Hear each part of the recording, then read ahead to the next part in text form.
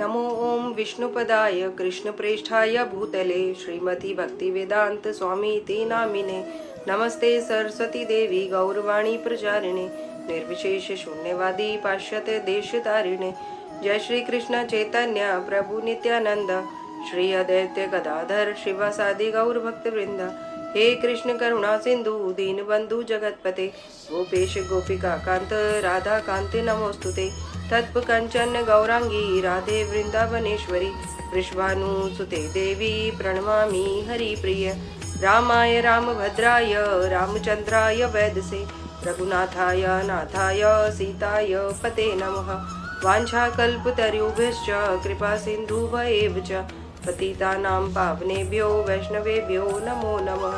हरे कृष्णा कृष्णा कृष्णा हरे हरे हरे राम राम राम हरे हरे हरे कृष्णा। तो आज का ये वीडियो हम अपनी जप माला के ऊपर बना रहे हैं। आज का ये वीडियो हम बना रहे हैं कि हम अपना जप किस तरह करें। वैसे तो हमें रोज 16 माला का जप करना चाहिए, लेकिन कोई अगर भक्त नया माला जाप करना उसने शुरू किया है तो उसे चाहिए कि वो 1-2 माला से तो शुरुआत करे और फिर धीरे धीरे करके अपनी माला के जप को बढ़ाए, क्योंकि कलयुग केवल नाम आधारा।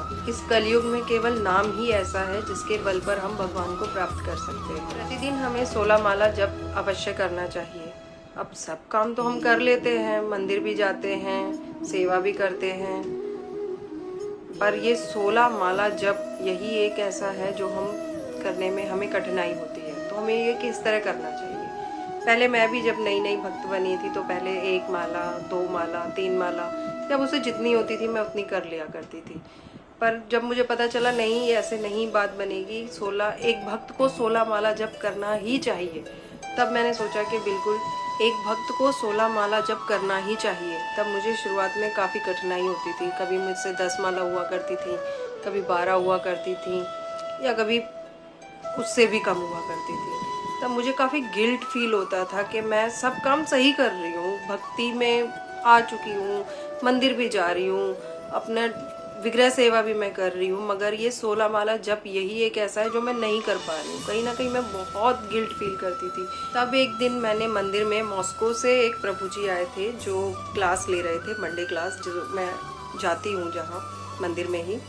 तब उन्होंने बताया कि श्रील प्रभुपाद इतना व्यस्त रहते थे, इतनी जगह प्रचार करने जाते थे, इतने प्रवचन दिया करते थे, क्लासेस लिया करते थे, तब भी वो अपनी 16 माला का जप कंप्लीट किया करते थे, इतने बिजी शेड्यूल के बावजूद भी। तब उन्होंने बताया कि श्रील प्रभुपाद किस तरह अपना माला जप करते थे। तो उन्होंने बताया कि श्रील प्रभुपाद अपनी 16 माला का जप सुबह मंगला से ही स्टार्ट करा करते थे। 4 माला मंगला में, 4 माला दोपहर के समय, 4 माला शाम के समय और 4 माला रात के समय। तब जब मैंने यह सुना तो मुझे काफ़ी इम्पैक्ट पड़ा इस बात का कि जब श्रील प्रभुपाद इस तरह का शेड्यूल होते हुए भी 16 माला जब पूर्ण कर सकते हैं तो हम भी कहीं ना कहीं कर सकते हैं। उस दिन से मैंने डिसाइड किया कि चाहे कुछ भी हो जाए, मैं हर रोज़ अपना 16 माला जब कंप्लीट कर ही रहूँगी। तब से आज तक मैं राधा रानी की कृपा से अपना 16 माला जब कंप्लीट कर पा रही हूँ। तो हर भक्त को अपनी 16 माला जब कंप्लीट करना चाहिए। 16 नहीं तो एटलीस्ट बढ़ाने का प्रयास करना चाहिए कि वो अपने जप की काउंटिंग को धीरे धीरे बढ़ाए और 16 तक कंप्लीट करें। क्योंकि देखिए, कलयुग केवल नाम आधारा, तो नाम के बिना तो पार लगेगी नहीं ये नैया।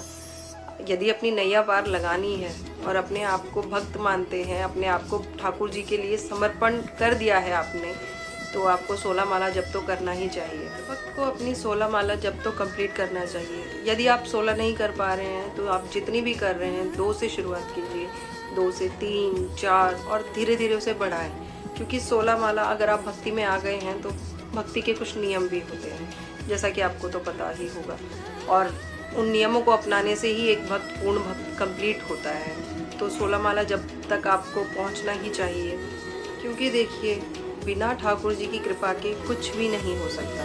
ना तो हमारा जन्म हो सकता है, ना ही हमारी मृत्यु हो सकती है। जब हमें जन्म देने वाले हमारे श्री ठाकुर हैं, हमें सब कुछ जो जिसके हम लायक भी नहीं है, हमें वो सब देने वाले हमारे ठाकुर हैं, तो हम भला उन ठाकुर जी की कृपा को ध्यान में रखकर उनका नाम क्यों ना स्मरण करें। हम ठाकुर जी के हैं और ठाकुर हमारे हैं, ये हमें सदा ध्यान रखना चाहिए। एक बात जिसका हमें सदैव स्मरण रहना चाहिए कि हम ठाकुर के हैं और श्री ठाकुर हमारे हैं, तो अब हम भला उनका नाम क्यों ना लें। कभी कभी कुछ लोग कहते हैं कि अभी से आपको भक्ति करने की क्या ज़रूरत थी, अभी तो आपके खाने पीने के दिन हैं, घूमने फिरने के दिन हैं, मौज मस्ती के दिन हैं। मेरा उनको एक ही जवाब है कि देखिए, ये खाना पीना मौज मस्ती घूमना फिरना एक दिन कब समाप्त हो जाएगा आपको पता भी नहीं चलेगा। जीवन की शाम हो रही है और शाम होने से पहले अगर आप सवेरा जानकर जाग उठे कि आपको क्या करना है अपने जीवन में, तो ये बहुत अच्छा होगा आपके लिए।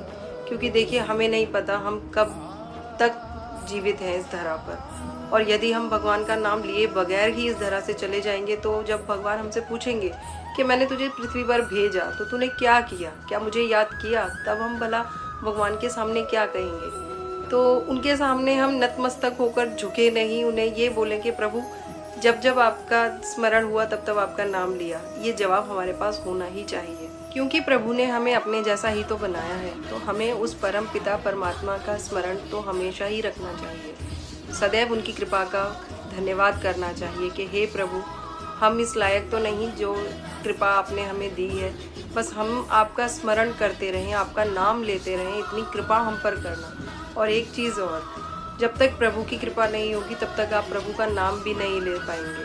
तो प्रार्थना करें भगवान से कि हे प्रभु, हमें इतनी कृपा करें हम पर, हमें इतना बल दें कि हम आपका नाम स्मरण कर सकें, आपका नाम ले सकें, आपका नाम जप कर सकें। क्योंकि बिना प्रभु की कृपा के आप उनका नाम नहीं ले पाएंगे, तो उनसे कृपा मांगना बहुत ज़रूरी है। इस संदर्भ में एक कथा बहुत प्रचलित है अजामिल की। अजामिल का जन्म एक ब्राह्मण कुल में हुआ था। वह बहुत ही अच्छे ब्राह्मण थे, परंतु एक दिन उन्होंने एक ऐसा दृश्य देखा जिससे उनका पूरा जीवन ही बदल गया। उन्होंने देखा कि एक व्यक्ति एक वेश्या का संग कर रहा है। उस संग को देखकर उनके भी मन में इच्छा हुई कि वह भी ऐसा करें, और फिर हुआ भी ऐसा। उन्होंने भी एक वेश्या का संग किया, उससे विवाह किया, उससे उनके संतान भी हुई।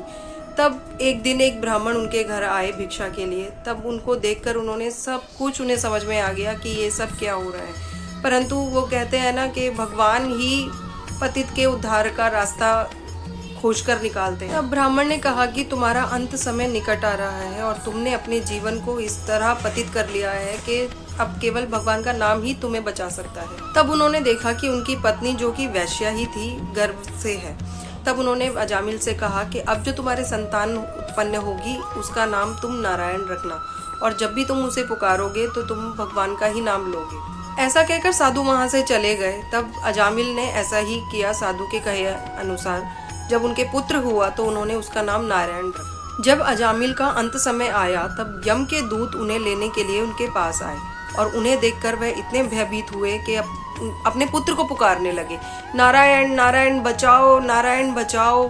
तब यम के दूत वहां से फौरन चले गए और यम लोग जाकर बोले कि यमराज, हम उन्हें नहीं ला सकते, क्योंकि ब्राह्मण महाराज तो नारायण का नाम ले रहे हैं। जो व्यक्ति अपने अंत समय में भगवान का नाम स्मरण करता है उसे यम के दूत लेने नहीं आते, अपितु श्री हरि के पार्षद उन्हें लेकर आते हैं। और इस तरह अजामिल एक पतित होकर भी भगवान का नाम स्मरण करके स्वर्गलोक को गया। इस कथा से हमने यही जाना कि आपने कितने ही पाप कर्म क्यों ना किए हों, आप कितने ही पतित क्यों ना रहे हों, यदि आप भगवान का नाम स्मरण करते हैं तो भगवान आपको स्मरण ज़रूर करते हैं और आपके उद्धार का मार्ग प्रदर्शित करते हैं।